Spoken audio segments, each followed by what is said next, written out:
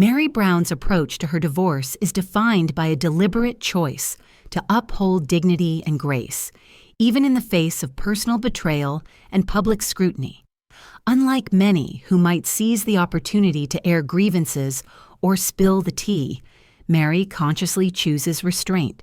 She refuses to publicly disparage her ex-husband, Kody, or his new wife, Robyn, despite the emotional turmoil and challenges that their fractured relationships present. This decision reflects not only her desire to avoid unnecessary drama, but also a deep commitment to emotional maturity. Meri's stance is rooted in a moral framework shaped by her upbringing and personal values, which prioritize honor and respect over vengeance or bitterness.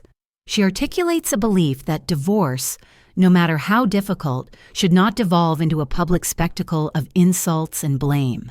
Instead, she envisions an amicable separation where grievances are managed privately, preserving the humanity of all parties involved. This commitment underscores her refusal to let external pressures or provocation dictate her response, highlighting a profound sense of self-control and dignity. Her rejection of gossip and drama is not a sign of ignorance or denial about the pain she has endured, but a conscious strategy to maintain her integrity and peace of mind. Meri understands that airing every detail of her struggles would only fuel negativity and prolong emotional wounds, both for herself and others. By striving for a peaceful narrative, she aims to redefine her post-separation identity on her own terms, one that transcends victimhood and embraces resilience. Ultimately, Meri's desire for dignity and grace in her divorce portrays her as a woman committed to healing with honor, choosing respect and kindness over bitterness and emotional strength over reactive hostility. A significant aspect of Meri Brown's public narrative revolves around the misconceptions held by fans and viewers regarding her awareness and involvement in the family drama. Many assume that because Meri did not openly react or confront the issues unfolding around her, she must have been unaware, passive, or even oblivious to what was happening. However, Meri takes great care to clarify that this is far from the truth. She acknowledges that she was very much aware of the dynamics and problems within her family, but consciously chose not to respond publicly or engage in the kind of vocal confrontation that often fuels reality TV drama. Meri's decision not to spill the tea is a key point she defends passionately. To her, withholding private details or refraining from publicly calling out others is not a sign of ignorance or denial. Rather, it is a boundary she sets to protect herself emotionally and maintain her integrity. She understands the difference between privacy and ignorance. Just because she does not share everything publicly, it does not mean she was unaware or naive. In fact, she often learned about family issues through watching the show, alongside the viewers, processing them privately and thoughtfully without jumping to public judgment or sensationalism. This restraint is rooted in her values and personal approach to conflict. Meri views spilling every detail or engaging in public back and forths as counterproductive and damaging, not just to others, but to herself. By choosing silence or discretion, she exercises control over her own narrative and emotional well-being. She is aware that the public and fans crave drama, but she resists catering to those expectations at the expense of her dignity and healing. Meri's reframing of these misconceptions invites viewers to reconsider their assumptions about what silence means. It challenges the narrative that visibility equals awareness or validation, and instead honors the power of privacy and self-preservation. This perspective encourages a more nuanced understanding of her journey, one that respects her decisions to protect herself from unnecessary exposure, even as she navigates complex family turmoil. In summary, Meri Brown's refusal to publicly react to every provocation is a deliberate and thoughtful choice grounded in her values. It is a powerful reminder that silence does not imply ignorance, but can be an act of strength and self-respect. The relationships between the sister wives, particularly Meri, Christine, and Robyn, are deeply complex and fraught with emotional tension, competition, and layers of betrayal. These dynamics reflect the intense psychological and emotional pressures inherent in polygamous family structures, where loyalties are divided and boundaries often blurred. Meri's interactions with both Christine and Robyn illustrate how shared trauma can simultaneously unite and divide. Meri's relationship with Robyn is especially marked by a profound sense of betrayal.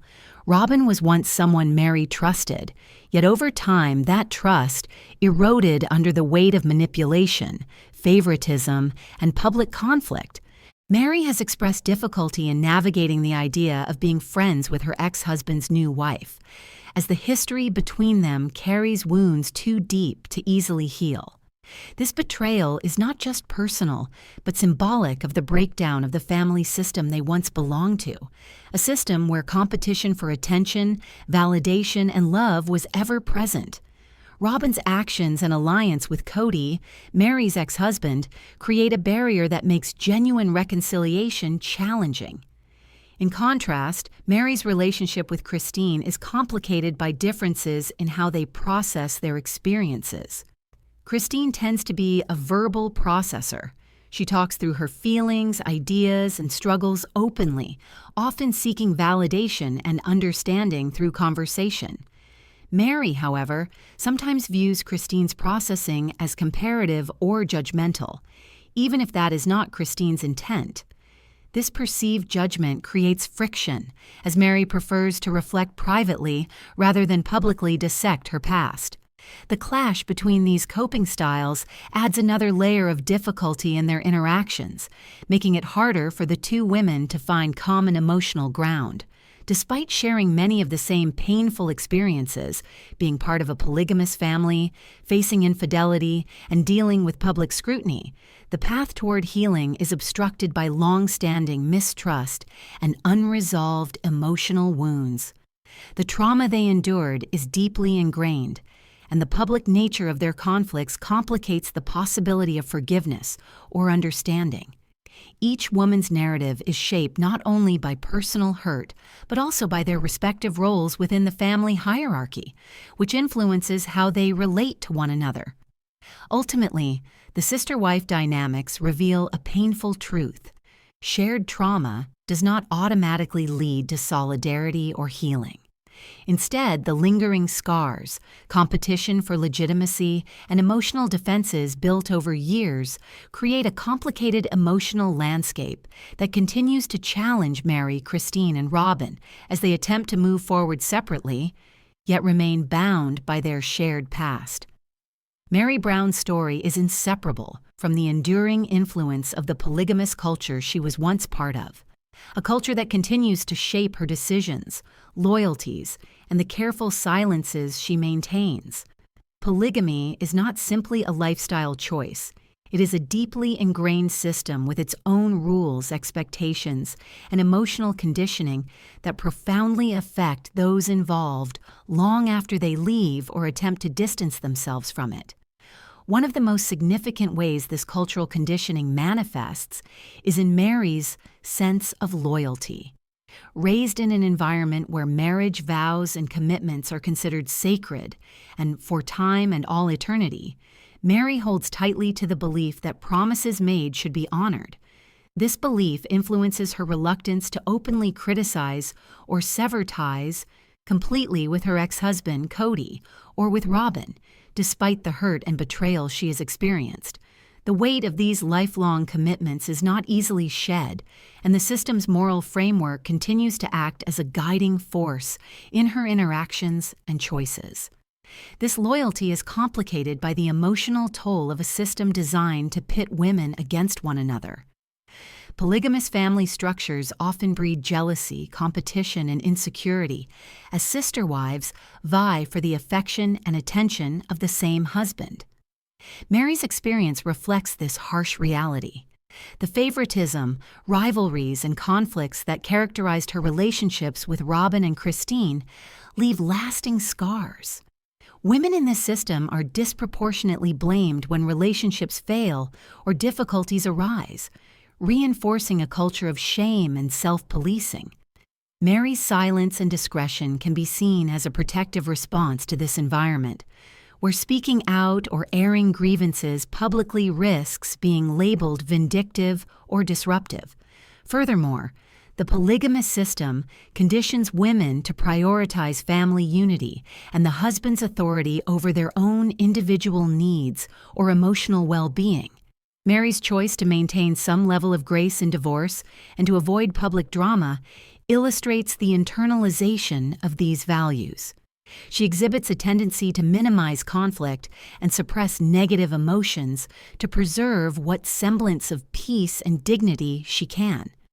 This is not simply a personal trait, but a reflection of the emotional training embedded in her upbringing.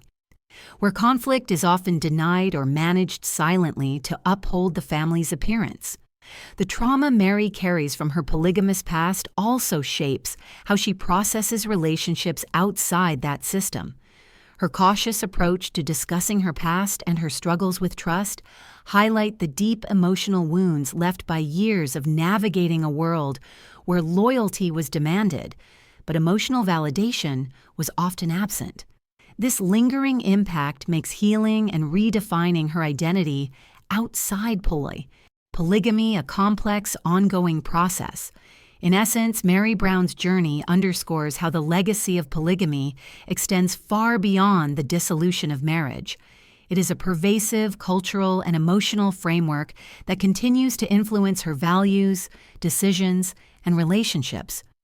Understanding this context is crucial to appreciating the challenges she faces in seeking peace, dignity, and healing after a life defined by a system that often prioritized control, competition, and blame over compassion and individual well-being.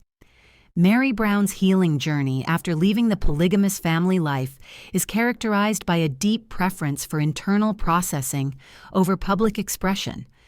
Unlike some of her sister wives who openly verbalize their experiences, thoughts, and feelings in a public forum, Meri approaches her emotional healing more privately and deliberately.